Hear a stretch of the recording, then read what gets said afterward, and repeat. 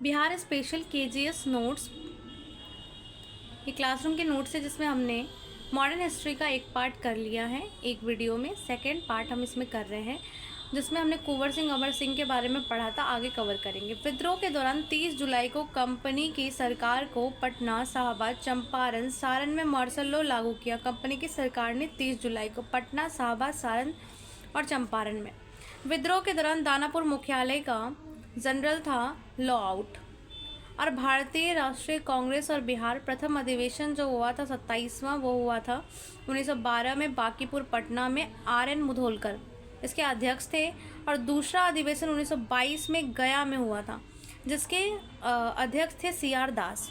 इस अधिवेशन में बिहार परिषद में प्रवेश को लेकर विवाद उत्पन्न हो गया और 1923 में CR दास मोतीलाल नेहरू ने स्वराज पार्टी की स्थापना की।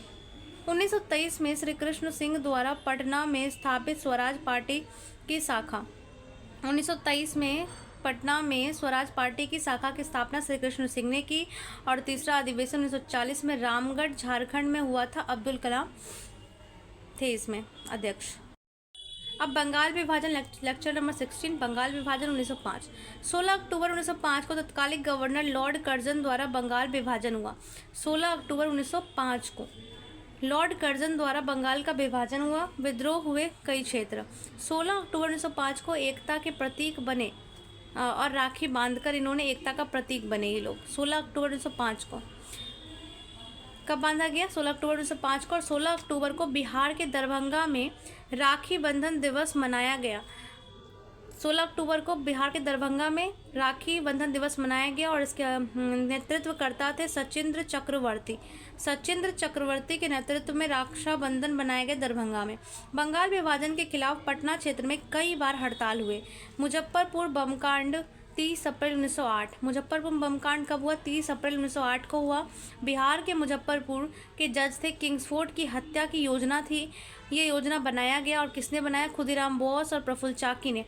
योजना के अनुसार 30 अप्रैल 1908 को किंग्सफोर्ड की कार पर बम फेंका गया। कार में किंग्सफोर्ड मौजूद नहीं था। कार में केनेडी की पत्नी और बेटी थी जिसकी हत्या हो गई। और 2 मई 1908 को प्रफुल्ल चाकी को गिरफ्तार हो गया और प्रफुल्ल चाकी ने खुद गोली मारकर आत्महत्या कर ली। 11 अगस्त 1908 को खुदीराम बोस को फांसी दिया गया और इनका जो कर्नाटक न्यायाधीश के द्वारा इनको फांसी हुई थी धारा 302 के तहत। और इनका जो वकील था वो था कालिदास वसु। खुदीराम बोस का जो वकील था उसका नाम था कालिदास वसु। सबसे कम उम्र के शहीद व्यक्ति कौन रहे? खुदीराम बोस रहे थे सबसे कम उम्र के शहीद व्यक्ति। पृथक बिहार, बंगाल से बिहार का पृथक का प्रयास जो है द बिहार टाइम्स पत्रिका के माध्यम से 1894 में किया गया। द बिहार टाइम्स पत्रिका के माध्यम से 1894 में किया गया। स्टूडेंट कॉन्फ्रेंस का आयोजन पटना में स्टूडेंट कॉन्फ्रेंस का आयोजन किया गया राजेंद्र प्रसाद के द्वारा वर्ष 1906 में। पृथक करने की भूमिका निभाई पृथक करने में भूमिका किसने निभाई? सच्चिदानंद सिन्हा और महेश नारायण ने बिहार को पृथक करने में भूमिका निभाई। सच्चिदानंद सिन्हा और महेश नारायण ने। दिसंबर 1911 में दिल्ली दरबार, बंगाल महाप्रांत से बिहार पृथक करने की घोषणा हुई इसमें दिसंबर 1911 दिल्ली दरबार में। और 22 मार्च 1912 को बंगाल से बिहार का बंटवारा हुआ। 22 मार्च 1912 को बंगाल से बिहार का बंटवारा हुआ और इसी दिन 22 मार्च को ही बिहार दिवस भी मनाया गया। रामकृष्ण सोसाइटी की स्थापना 1906 में पटना में बाबू ठाकुर दास ने की। पटना में रामकृष्ण सोसाइटी की स्थापना 1906 में बाबू ठाकुर दास ने की। रामकृष्ण सोसाइटी पटना बाबू ठाकुर दास ने की और इन्होंने द मदरलैंड पत्रिका का प्रकाशन किया बाबू ठाकुर दास ने। अनुशीलन समिति की शाखा, अनुशीलन समिति पटना में 1913 में स्थापित हुई। पटना में अनुशीलन समिति 1913 में सचिंद्रनाथ सन्याल के द्वारा स्थापित की गई। पटना में अनुशीलन समिति 1913 में सचिंद्रनाथ सन्याल के द्वारा स्थापित की गई। अब आगे लेक्चर 17।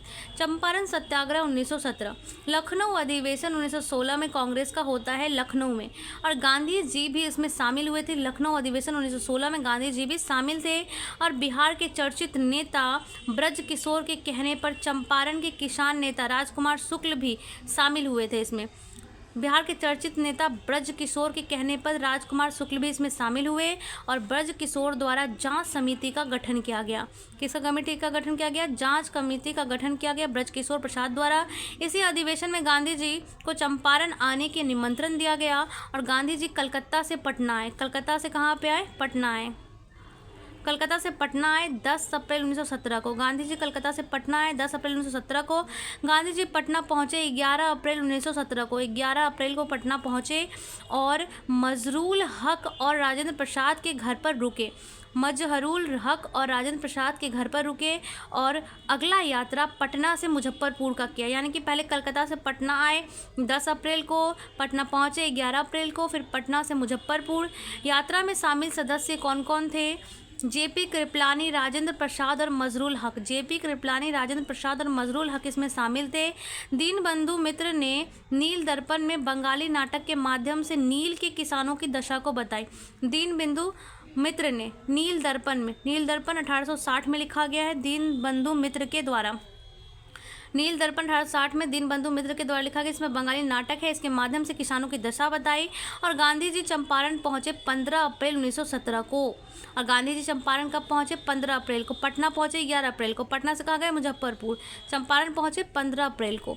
वहाँ वे प्लांट एसोसिएशन के सचिव एम.एन. विल्सन से मिले।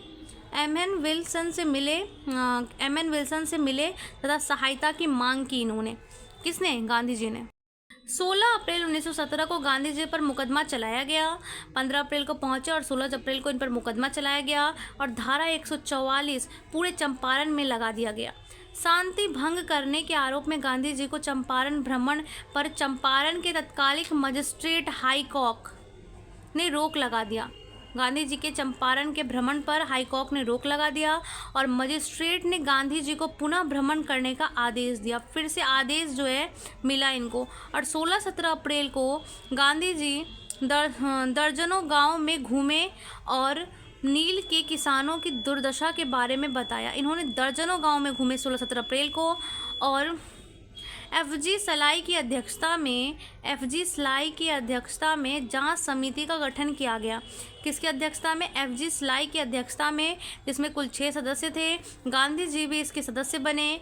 जांच समिति का नाम था चंपारण एग्रीगेशन समिति। चंपारण एग्रीगेशन समिति। इसके माध्यम से नील के किसानों की जांच की गई तथा 3 कठिया प्रणाली यानी 3/20 जो प्रणाली थी को समाप्त कर दिया गया। की पॉइंट, नील के किसानों ने चंपारण और मुजफ्फरपुर के क्षेत्रों में पहला आंदोलन 1867 में किया। नील के किसानों ने चंपारण और मुजफ्फरपुर क्षेत्र में पहला आंदोलन कब किया? तो 1867 में किया। एवं पचकठिया पद्धति 5/20 को समाप्त कर 3 कठिया पद्धति लागू हुई थी। कब? 1867 में। गांधी जी ने इस सत्याग्रह में राजकुमार शुक्ल, राजेंद्र प्रसाद, ब्रजकिशोर प्रसाद, धरणीधर प्रसाद, श्री कृष्ण सिंह, राम मोहिनी प्रसाद, मजरूल हक और जेपी कृपलानी शामिल थे। सत्याग्रह में राजकुमार शुक्ल, राजेंद्र प्रसाद, ब्रजकिशोर प्रसाद, धरणी प्रसाद, श्री कृष्ण सिंह, राम मोहिनी प्रसाद, मजहरूल हक और जेपी कृपलानी शामिल थे। दरभंगा किसान आंदोलन 1919-20। दरभंगा किसान आंदोलन जो है 1919 और 20 में हुआ। यह किसान आंदोलन था। इसका स्थान दरभंगा और मधुबनी में हुआ था।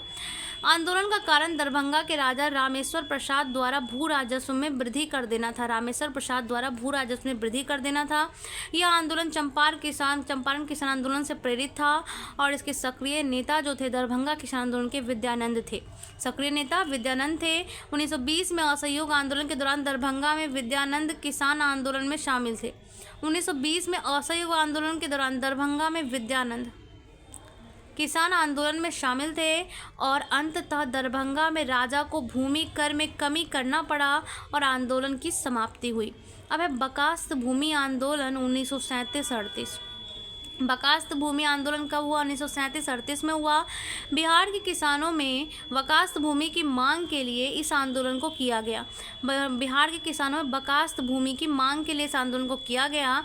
बकास्त भूमि पर जमींदारों और राजाओं का हस्तक्षेप था। इस बकास्त आंदोलन के नेतृत्वकर्ता स्वामी सहजानंद थे और प्रमुख आंदोलन क्षेत्र जो था इसका वो था तिरहुत, बेगूसराय, गया, सारण। तिरहुत, बेगूसराय, गया और सारण इसका क्षेत्र था और इसकी शुरुआत 1937-38 में हुई थी। किसान सभा छपरा में राहुल सांकृत्यायन भी सक्रिय थे। इसमें किसान सभा में छपरा में राहुल सांकृत्यायन सक्रिय थे। किसान सभा के गठन का पहला प्रयास 1922-23 में किया गया। कहाँ पे? मुंगेर में। और किसके द्वारा किया गया? मोहम्मद जुबैर के द्वारा मुंगेर में 1922-23 में किसान सभा की स्थापना का पहला प्रयास किया गया। किसानों की समस्या के समाधान के लिए किसान सभा का गठन किया गया था। 4 मार्च 1928 को बिहटा, पटना में स्वामी सहजानंद सरस्वती के द्वारा औपचारिक रूप से किसान सभा की स्थापना हुई। औपचारिक रूप से किसान सभा की स्थापना कब हुई? तो 4 मार्च 1928 में बिहटा, पटना में हुई स्वामी सहजानंद के द्वारा। स्वामी सहजानंद के द्वारा 4 मार्च 1928 को बिहटा, पटना में हुई। 1929 में सोनपुर मेले के उपलक्ष्य पर व्यवस्थित तरीके से किसान सभा की स्थापना की गई। और 1929 में क्या किया गया? व्यवस्थित तरीके से 1929 में सोनपुर मेले में किसान मेला सभा आयोजित किया गया। औपचारिक रूप से 1928 4 मार्च 1928 बिहटा में, 1929 में व्यवस्थित तरीके से सोनपुर मेले में किया गया और इसका सचिव श्री कृष्ण सिंह को बनाया गया। 1929 में स्थापित किसान सभा के सचिव श्री कृष्ण सिंह को बनाया गया। बिहार प्रांतीय किसान सभा का दूसरा अधिवेशन पुरुषोत्तम दास टंडन के नेतृत्व में 1934 में किया गया। दूसरा अधिवेशन 1934 में भागलपुर में हुआ। किसके नेतृत्व में? तो पुरुषोत्तम दास टंडन के नेतृत्व में 1934 में भागलपुर में किया गया। 1935 में तीसरा अधिवेशन हाजीपुर में सहजानंद सरस्वती के नेतृत्व में ही हुआ। किसान सभा के अधिवेशन पहला 1929 में, दूसरा 34 में, तीसरा 1935 में। पहला में सोनपुर मेला में, दूसरा भागलपुर में, तीसरा हाजीपुर में। पहला में स्वामी सहजानंद थे, दूसरा में पुरुषोत्तम दास टंडन और तीसरा में स्वामी सहजानंद। 11 अप्रैल 1936 को सहजानंद सरस्वती के नेतृत्व में अखिल भारतीय किसान सभा का आयोजन लखनऊ में किया गया। अखिल भारतीय किसान सभा का आयोजन कहाँ पे किया गया? तो लखनऊ में किया गया। किसके नेतृत्व में किया गया? तो स्वामी सहजानंद सरस्वती के नेतृत्व में लखनऊ में किया गया। इस सभा का सचिव NG रंगा थे और अखिल भारतीय किसान सभा के सचिव कौन थे? NG रंगा थे। 1936 में लखनऊ सभा के माध्यम से सहजानंद सरस्वती को राष्ट्रीय स्तर पर किसान नेता बनने की ख्याति प्राप्त हुई और ये जो है 1936 में राष्ट्रीय स्तर पर किसान नेता बनते हैं। बिहार में प्रांतीय सम्मेलन का 12वां अधिवेशन। बिहार में प्रांतीय सम्मेलन का 12वां अधिवेशन 28-29 अगस्त 1920 को भागलपुर में किया गया। बिहार में प्रांतीय सम्मेलन का 12वां अधिवेशन 28-29 अगस्त 1920 को भागलपुर में किया गया था, जिसमें असहयोग आंदोलन को बिहार में मजबूत करने के परिप्रेक्ष्य में स्वीकृति दी गई थी। असहयोग आंदोलन को मजबूत करने के परिप्रेक्ष्य में स्वीकृति दी गई थी। असहयोग आंदोलन और बिहार। वर्ष 1 अगस्त 1920 को आंदोलन के नेतृत्वकर्ता महात्मा गांधी थे। असहयोग आंदोलन के स्टार्ट 1 अगस्त 1920 को हुई। महात्मा गांधी थे। लिटरेचर किसमें? सॉरी, लेक्चर कितने में? 18th स्टार्ट हो गया है। इसको शुरू किया गया था भारत में और आंदोलन शुरू करने के कारण थे रॉलेट एक्ट की वजह से हुआ, खिलाफत आंदोलन और जलियांवाला बाग हत्याकांड। इन तीनों की वजह से असहयोग आंदोलन शुरू हुआ। कांग्रेस का विशेष अधिवेशन 1919 में नागपुर में किया गया और 1919 में कांग्रेस का विशेष अधिवेशन नागपुर में बुलाया गया। इसमें असहयोग का प्रस्ताव पर चर्चा किया गया था 1919 के नागपुर अधिवेशन में। इसका उद्देश्य था अंग्रेजों को नौकरी का बहिष्कार, विदेशी वस्त्र का बहिष्कार, विदेशी शिक्षा, विदेशी वस्तु का बहिष्कार। 1920 में बिहार प्रांतीय सम्मेलन का 12वां अधिवेशन भागलपुर में हुआ। 1920 में बिहार प्रांतीय सम्मेलन का 12वां अधिवेशन भागलपुर में हुआ, जिसके अध्यक्ष डॉक्टर राजेंद्र प्रसाद थे और इसी अधिवेशन में असहयोग पर चर्चा हुई थी। बिहार में 1920 में प्रांतीय सम्मेलन भागलपुर में। बिहार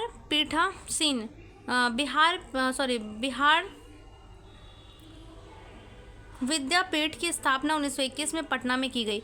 बिहार विद्यापीठ की स्थापना कब की गई? 1921 में पटना में की गई थी बिहार विद्यापीठ की स्थापना। इस स्वदेशी शिक्षण संस्थान के कुलपति मजरूल हक थे और बिहार विद्यापीठ की स्थापना 1921 में की गई। इसके कुलपति मजरूल हक थे। इसके उप कुलपति जो थे या कुलाधिपति ब्रजकिशोर प्रसाद थे और इसके प्राचार्य डॉक्टर राजेंद्र प्रसाद थे। कुलपति मजरूल हक, उप कुलपति ब्रजकिशोर प्रसाद और प्राचार्य डॉक्टर राजेंद्र प्रसाद थे। बिहार विद्यापीठ का उद्घाटन 6 फरवरी 1921 को किया गया गांधी जी द्वारा। बिहार विद्यापीठ का उद्घाटन 6 फरवरी 1921 को गांधी जी द्वारा किया गया। गांधी जी का असहयोग आंदोलन बिहार यात्रा के जन संग्रह के लिए काफ़ी महत्वपूर्ण साबित हुआ। और गांधी जी का असहयोग आंदोलन जो है बिहार यात्रा में जन संग्रह के लिए काफ़ी महत्वपूर्ण साबित हुआ। इस आंदोलन के दौरान पटना में भारी मात्रा में कपड़ों को जलाया गया। इस आंदोलन के दौरान बिहार में प्रत्येक गांव में प्रत्येक घर में 1 मुट्ठी चावल जमा करने की योजना बनाई गई। असहयोग आंदोलन के दौरान प्रत्येक घर में 1 मुट्ठी चावल जमा करने की योजना बनाई गई, जिसे मुठिया प्रथा के नाम से जाना जाता है। और जिसे किस नाम से जाना जाता है? मुठिया प्रथा के नाम से जाना जाता है। प्रिंस ऑफ वेल्स के आगमन 22 दिसंबर 1921 को, और 22 दिसंबर 1921 को प्रिंस ऑफ वेल्स आता है। विद्यापीठ का कब था? 6 फरवरी 1921। और ये पटना में 22 दिसंबर 1921 को प्रिंस ऑफ वेल्स आता है और इसके विरोध में जुलूस निकाला था। काले झंडे के साथ प्रदर्शन किया गया।